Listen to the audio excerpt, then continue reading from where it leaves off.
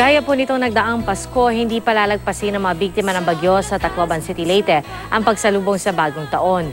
May mga nagtitinda na rin ng paputok doon at sa kasamaang palad, ilan po sa kanila ang may tindang iligal na paputok. Nakatutok si Salima Refran.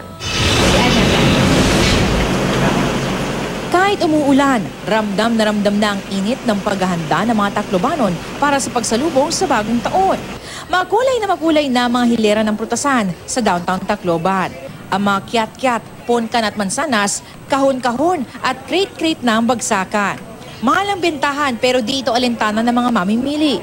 Si Dominga, aminadong mas kaunti ang ihahanda sa medianoche pero mas marami raw silang dapat ipagpasalamat bilang pamilya. Kasi panibagong buhay to eh. Kahit mahirap, sisikapin natin bumangon. Sa aming pag-iikot, may nakita kami mga pinagbabawal na paputok tulad ng piccolo at sawa sa ilang tindahan.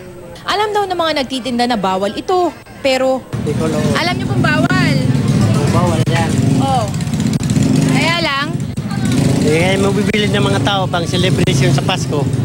7 na ang naitatalang firecracker-related injuries ng Eastern Visayas Medical Center. 4 dahil sa piccolo, 3 sa boga o lantaka.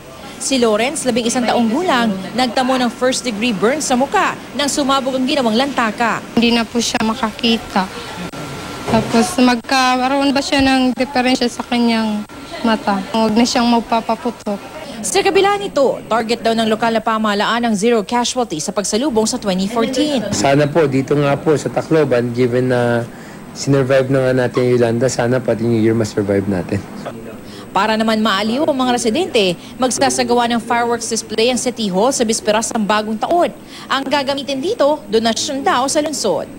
Mula rito sa Tacloban City, Leyte, Salima Refran, nakatutok 24 oras.